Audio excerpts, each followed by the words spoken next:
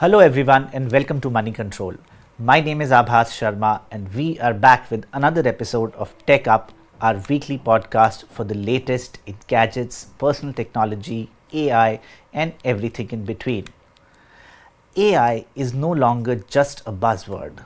It is something that we talk about, we write about and end up using almost every day in one form or the other. From chatbots to content creation, it's reshaping the narrative almost every day. But there's one space where, despite being around for feels more like a fancy extra than a necessity. I'm talking about smartphones. Sure, we have AI powered cameras, smarter voice assistants, and claims of improving efficiency and productivity. But are these real innovations or just clever marketing words?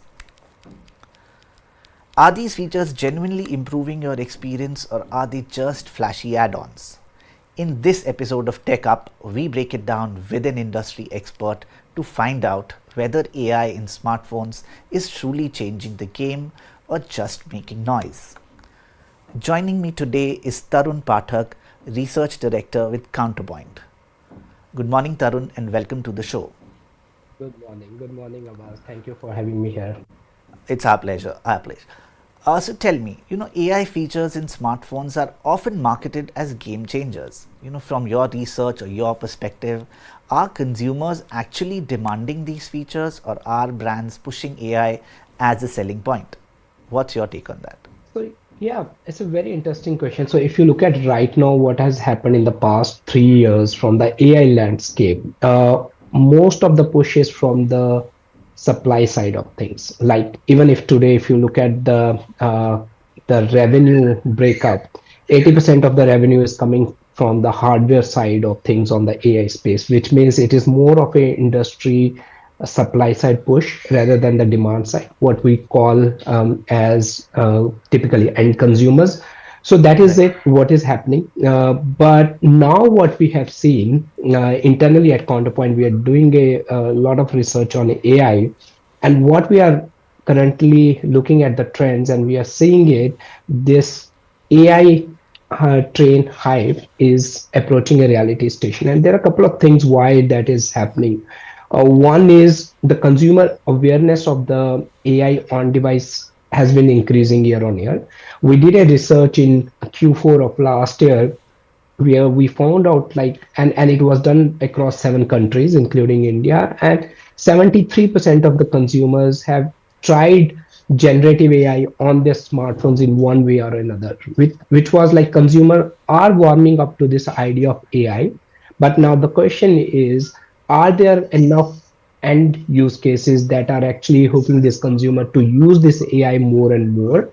The answer is not yet, but we are definitely heading in the right direction. And the reason is because normally in a typical industry transitional shift, we see almost like at the transition to real use case happens between like 18 to 24 months.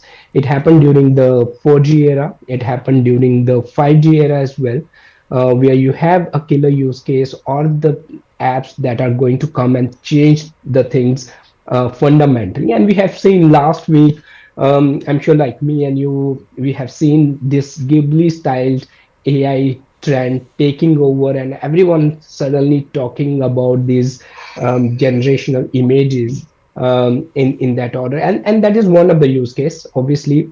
But right now, if we look at our research right now, most of these use cases are practically the use cases that are helping users on the writing editing side of it. So for example, AI writing assistance is something which is being used by 56% of the respondents. Text to image generation is something that was used by 44% of the respondents, and then 43, very close gap between the AI based voice assistant and all. So if you look at the top three, was more of your creative writing generation of images or so. But the real use case, we believe that will happen over a period of time when the industry starts coming into picture, and then we see as we are heading into the agentic era, we'll see more and more use cases coming up. Right, right. In fact, my next question was going to be that, what are the key features that, you see? Like, of course, you said that writing text is something which people do Right. use.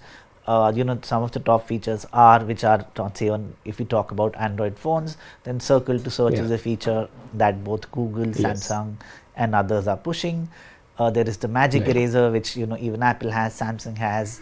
Are these, in your opinion, genuinely transformative, or these are just incremental improvements which, people perhaps will not use on a long term basis? It may be a fad, maybe it's just Right. here today. Yeah, yeah. What's your take on that? I I I think those will be transformative use case eventually. So I think if you recall from a novel, Ernst Hemingway, The Sun Also Rises, they say he asked like how you get bankrupt, and he said two ways: gradually and then suddenly. The same thing is here in AI as well. Like gradually we are using, and then suddenly it will disrupt everything around. So I think these use cases are good to have as of now, and I agree with that. The consumers say, okay, these are something like, what if this is not something that will push me to buy a smartphone as of now? But as we go further and further, these experiences are going to be very personalized. So we need to understand that we are entering into a hyper personalized computing era, where your devices will get very much similar to your usage experiences, unlike the other way around we have been using them. So your personal graph will be on the device. You'll have multiple apps that will be actually giving you an experience that are fine tuned as per your own needs and preferences. So the next set of use cases, what we believe, will be very app driven. So for example, if I'm sitting at home and 9 o'clock in the morning, this app understand that I go to my office, suddenly I get a pop-up like, hey, would you like to book an Uber to your office? So it's more of a convenience, it's more of a time saving. So what we believe internally, the first set of your apps and experience will something that will save a lot of your time. Because technically, if you look at AI, what AI does to you is AI will leverage or will change all those things that you have been doing repeatedly and very monotonous. So that's the first use case of AI. So eventually, if you are spending like 6 hours a day on your device, maybe these use cases will help you to save 1.5 hour of your daily work life balance, and then give you that additional 1.5 hours which you can spend on any other. So I think that's the first set of use cases that consumer will start realizing, and Right. then we will end up like having some kind of app experience that are native to your smartphones, like what developers will be doing. So you'll have an agent that will be talking to all your apps, or maybe we are heading into an appless world altogether. We might not have a single app on our phone in the next 5 to 8 years, and all you have is an input mechanism which is very voice enabled, and then you have an agent that will determine how you are going to interact with your phone going forward. Right. That's an interesting thought. Having an appless world and the way at which AI is moving every day, you never know, that might just be a reality soon. But, I wanted to ask you, do you see any differences like how AI powered smartphone features are received in different markets? Say, if you're talking about the US, Europe, or India. Yes, India is still, it's a strong smartphone market, but correct. how do you see it, the AI use cases in different countries? Yes, so these use cases vary from different regions. What we have seen is on three terms. One is your awareness, how well people are aware of the Gen AI, and that awareness we have seen highest in North America, with almost like 72%. And that awareness we have seen lowest in country like Japan, which was like close to like 7%, significant gap.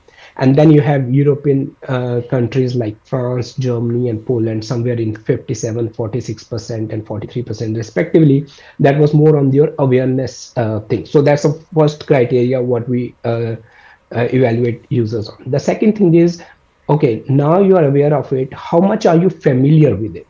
That fundamentally what we have seen, a very significant difference between emerging and developed nations. Users in US and Canada are very much familiar with GenAI, which means even if they are aware, they are actually using it a lot.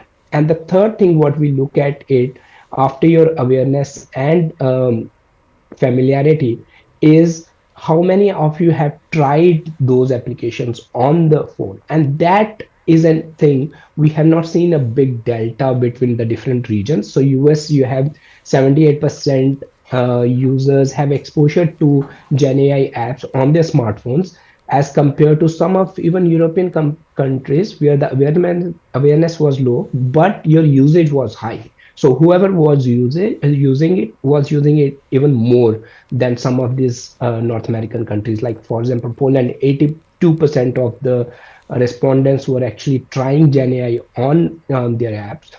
France, it was closer to like 76%. So that number was not significantly very different.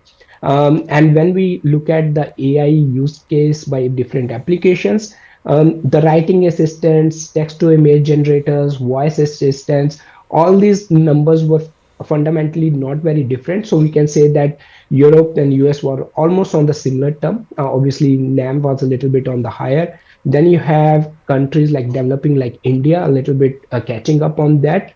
And then you have countries like Japan and some of these emerging markets where the internet penetration is not there. Obviously, Japan is an anomaly. I think this is because of the age factor as well, but Right. then the other countries are slowly ramping up. So that's what we are seeing from our initial consumer research, what we have undertook last year. Okay, use cases what we spoke about, like what you can do with the camera, you can writing tools, translation, transcription. These are features which perhaps have been there now for a while. But do you Yes. think that AI in smartphones will reach a certain plateau? Like is this is it, and these are the features which will keep getting better, or there could be Yeah. some breakthrough which could actually make it something which is indispensable with, like we do you see a point where AI on phone is something which users will not be able to live without, or it will become a part of their daily usage Yes. more and more? Yes. So I think what will happen is there are two things where this is going to change. One is there is a fundamental discussion that is happening from smartphone side of things. Uh, is on-device processing versus cloud, right? And obviously, what we believe it will be more hybrid. So you'll have two set of use cases that will emerge. One is your on-device use cases that are fundamentally what the companies like Apple are looking after, because this is something that will have a tendency to change and personalize your smartphone experience. So that is one. The second is something what companies like Google Cloud, we are looking into some of the use cases from Galaxy AI as well, which are more cloud-based use cases, right? That will have more computing power to drive some of the use cases. So I think we'll have those different type of buckets that will emerge, over a period of time in terms of your use cases, in terms of everything. But fundamentally, the path what we are taking is the existing use case will become more and more smarter, will become more and more personalized and easy to use. Then you'll have some kind of killer use cases that will be developed over a period of time. And when we say killer use case, one can typically debate what exactly a killer use case in an AI world be like. So, for example, technically we are too much dependent on our app ecosystem these days, right? And like we are heavily dependent on the app experience. So what the next set of use cases will actually emerge from those apps, where there will be an agents that will be talking to each other, and you will have multiple use cases emerging out from that agentic AI on your smartphones, that will give you an experience that will be fundamentally very different from the same smartphone what you are using and the same smartphone what your colleague or someone in your family might be using. It is like I said, the first set of use cases will end up saving a lot of your time. Remove the repetitive things that we have. The other thing what we can do, we need to understand fundamentally what we do on our phone. So a lot of time goes on content consumption, right? So your content consumption can change fundamentally in a way like never before. You are consuming a content in a very different way. So last night I was looking at IPL and there was 360-degree view, right? So maybe in future you can have a very different way of looking at an IPL match, what someone else might be looking. And then with a let's say commentary in a language which is more native to yours, and it will give you a very personalized experience of what. That's just one example, and that can apply to different form of short format content, long format content. And the other thing what we look at is the creation of the content, right? So we are entering into a creators economy. You'll have a lot of these use cases that will help you be more productive. So for example, technically everyone can be creative these days, right? You have seen how we used to edit videos, and things are going to change now with the kind of new AI editing tools coming into picture. So the barriers of upskilling these days are going to change, and fundamentally there will be like a blurring lines between a consumer and an enterprise use case as well.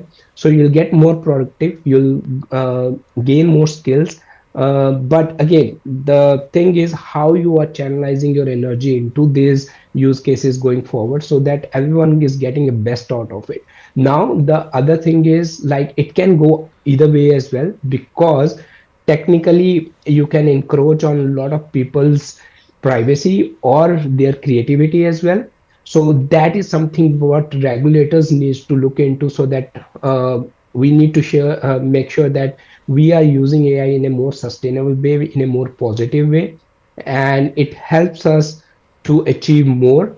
Think of it as more like as you're an assistant or an apprentice with whom you can basically be more productive, be more tech savvy, and be do things which are good for you in your daily day-to-day life.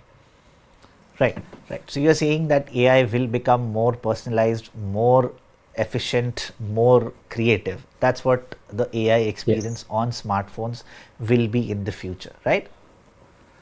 Yes. Okay, okay. Thanks a lot, Tarun. You spoke about regulatory aspects of the AI. Perhaps that's a topic for another day, and we would love to have you again Yeah. over and discuss more that in detail.